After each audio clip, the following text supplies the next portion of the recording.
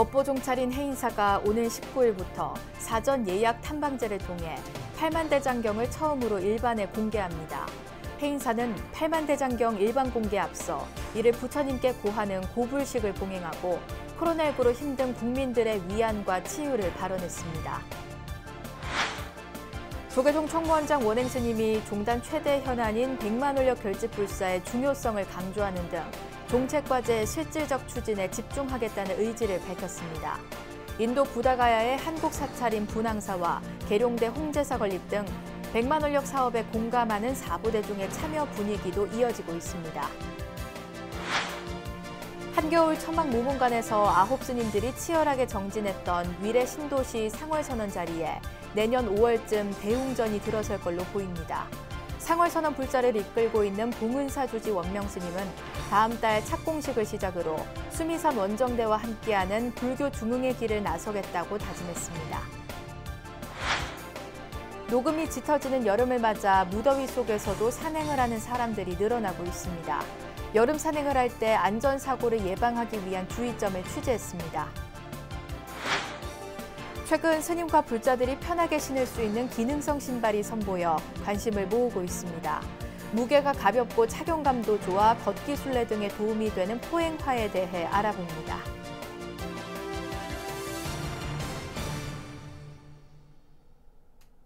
여러분 안녕하십니까? 6월 11일 금요일 BBS 뉴스입니다.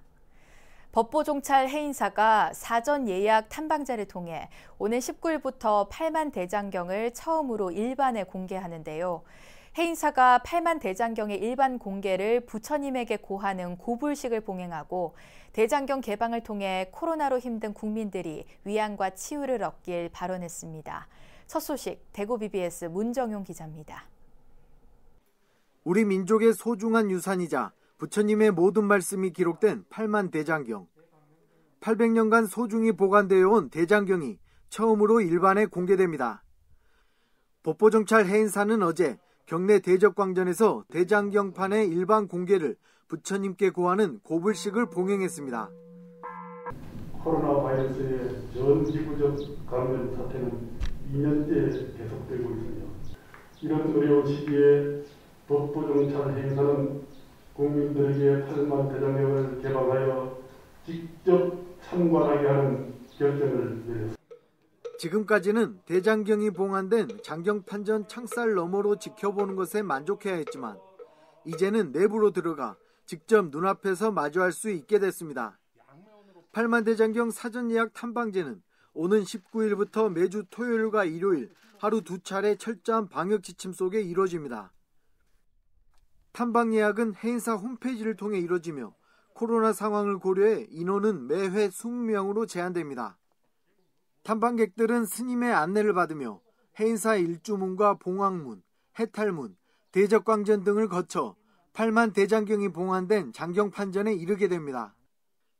해인사 사부대중은 이번 개방을 계기로 코로나19로 지친 모든 이들이 위안과 치유를 얻기를 발언했습니다.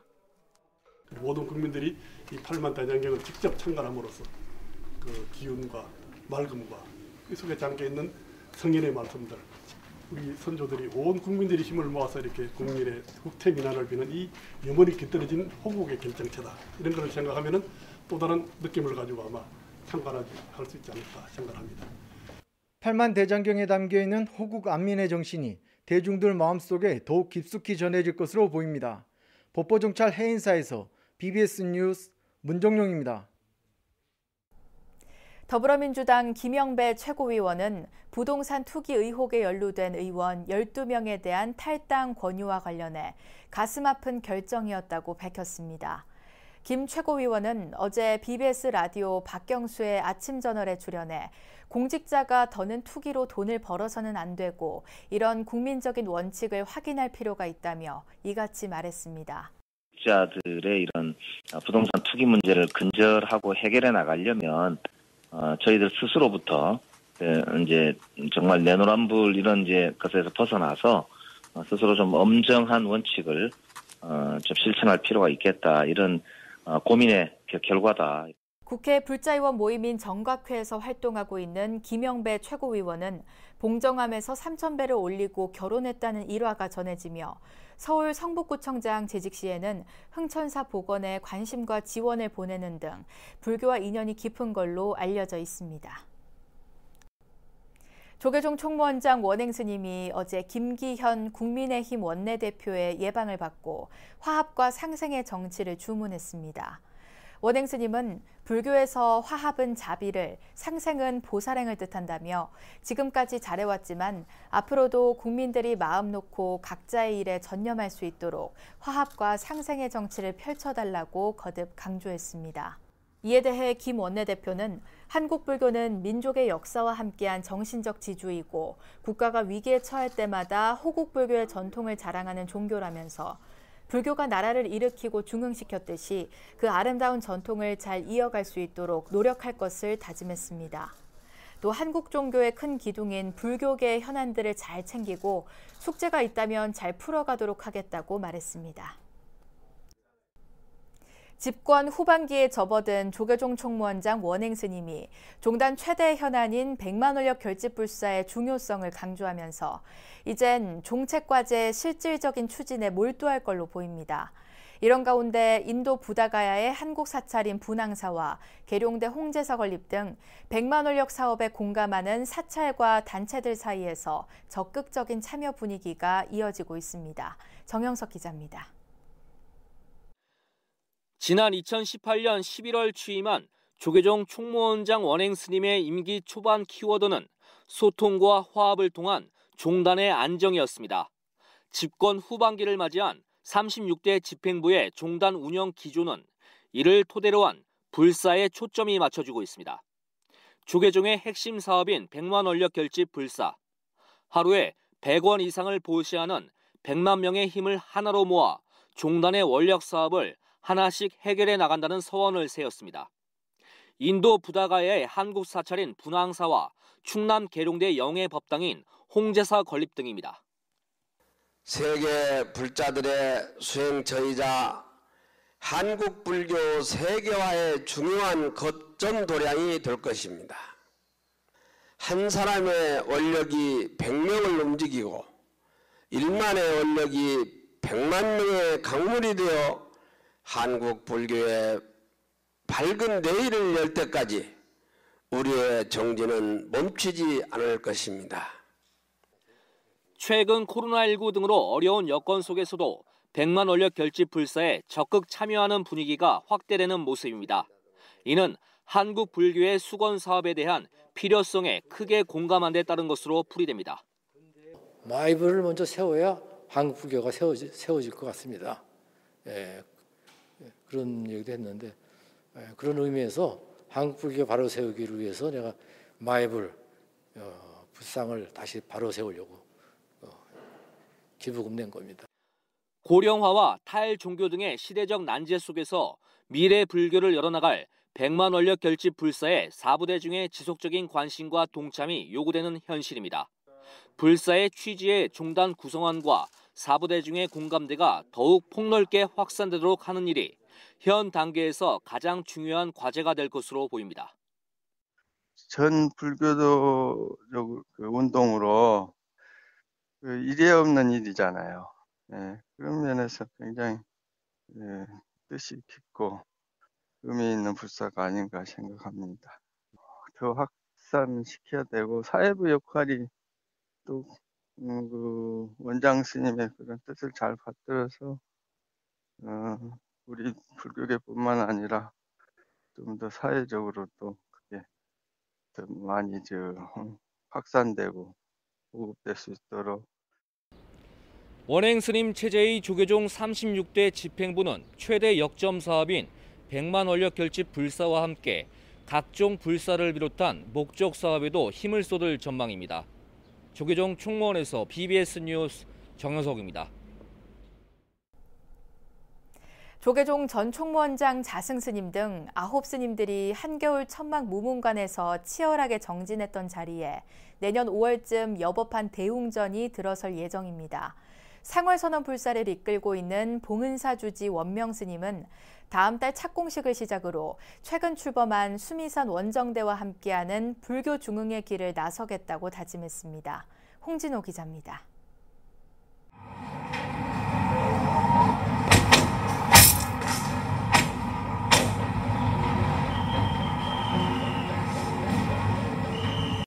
장군죽비를 맞으며 치열하게 용맹정진했던 곳. 하루 한 끼 옷 한 벌, 무건, 하루 14시간 정진에 서리빨 같은 청규가 서려 있는 곳. 자승스님 등 9스님들이 한겨울 석달, 한겹 천막 속에서 정진했던 위례 신도시 종교부지에 내년 5월쯤 대웅전이 들어설 예정입니다. 지난달 26일 하남시 착공 승인과 함께 내년 5월 30일까지 1년간의 공사가 이미 시작됐습니다. 대웅전과 공양간, 요사체, 주차장 등만을 먼저 건립하는 겁니다. 착공식만 안 했어. 착공식을 앞으로 한 7월 초나 나중에 이제 한번 상의를 해서 그쪽을 좀 계획을 하고 있습니다. 그럼으로써 상월선언과 또 우리 수미산 원정대가 함께 불교 중흥의 길로 갈 수 있도록 저희들이 매진을 하려고 하고 있습니다. 각종 민원 속에서 불사를 이끌어온 원명 스님은 다음 달 착공식 소식을 알리기 위해 기자들과 만난 자리에서 오히려 수미산 원정대를 강조했습니다. 지난달 27일 각계 인사 75명으로 출발한 1기 수미산 원정대가 상월선언이라는 하드웨어를 채워줄 소프트웨어라는 겁니다. 불교 중흥이란 화두는 인재를 양성하고 그 인재를 통해 포교를 해야 한다며 결국 상월 결사는 수미산 원정대를 통해 구현된다고 스님은 강조했습니다. 말만 불교 중흥이지 우리는 불교 중흥을 위해서 어떻게 하겠다. 이게 아무것도 없어요. 근데 구체적인. 근데 불교 중흥을 위해서는 이렇게 그 인재를 양성하고 또 그렇게 함으로써 불교 중흥을 위해서 가장 우선적으로 해야 할 것이 포교구나.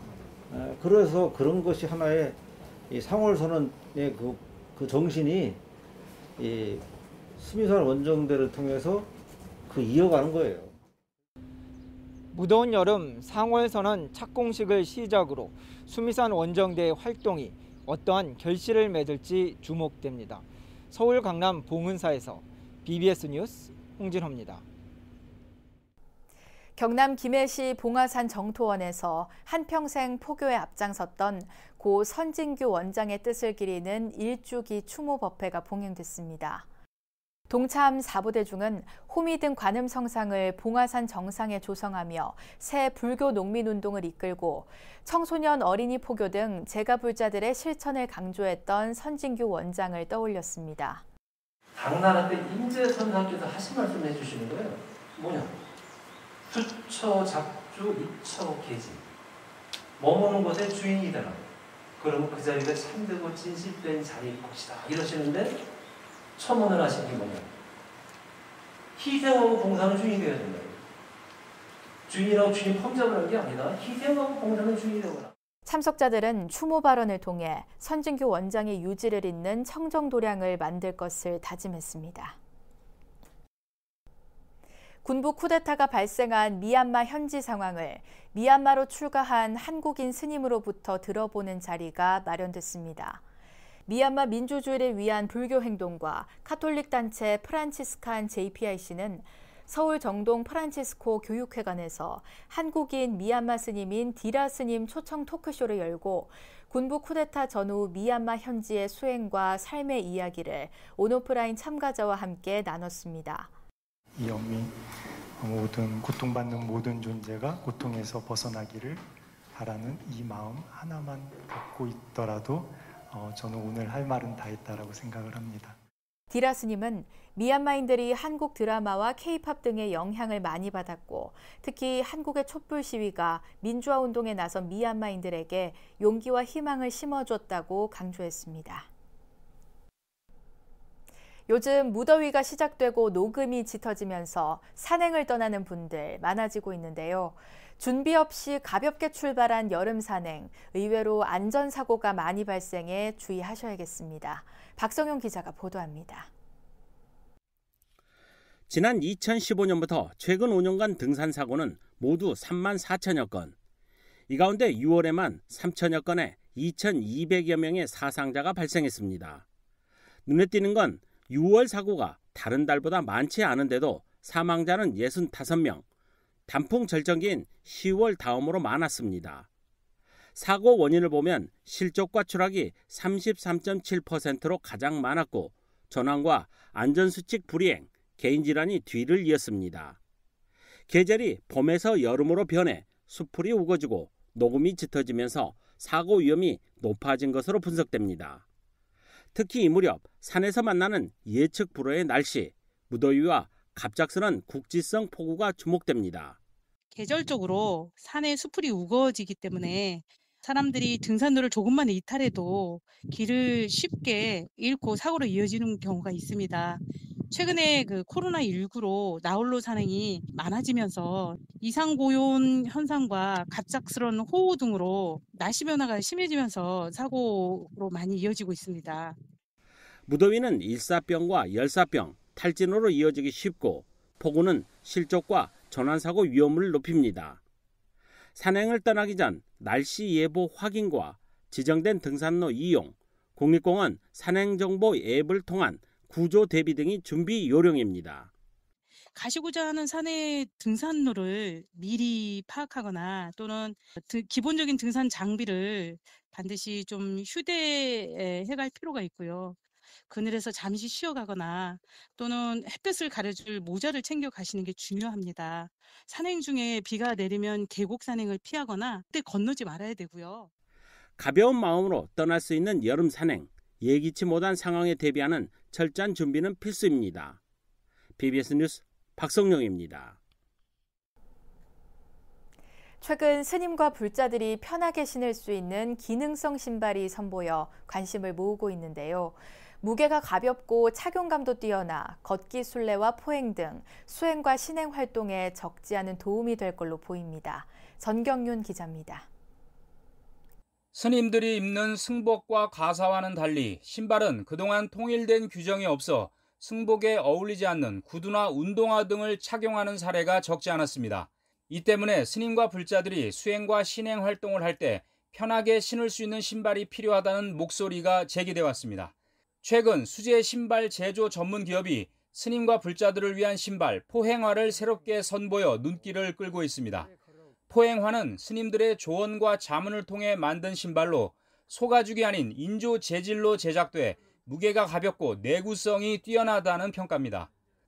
또 신발 밑창 바깥쪽을 넓혀 착지나 보행의 안전성을 높이고 보행할 때 발목이 꺾이는 현상 등을 방지해 관절에 가해지는 충격과 피로를 줄여주는 기능도 갖추고 있습니다. 아치를 받쳐줘서 스님들이 오래 수행하는데 아치가 무너진 것을 방지하고 오래 걷거나 서 있을 때도 아주 편안하게 구성이 되어 있습니다.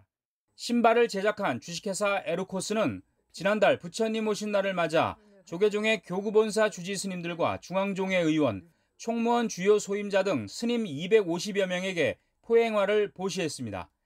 승복은 다 통일이 돼 있는데 어느 정도 신발은 각자 나름대로 다 다르더라고요. 그래서 조계종 홈페이지에 가서 많은 자료들을 보니까 이렇게 인터뷰라든가 무슨 공식 행사를 할 때 신발들이 다 색깔이 다르고 각자 달라서 이걸 통일시켰으면 어떨까 하는 그런 생각에 해서 포행화에 대해 무릎과 관절, 허리, 어깨가 아프거나 불편한 스님과 불자들도 한층 편하게 신을 수 있는 기능성 신발이라는 반응이 나오고 있습니다.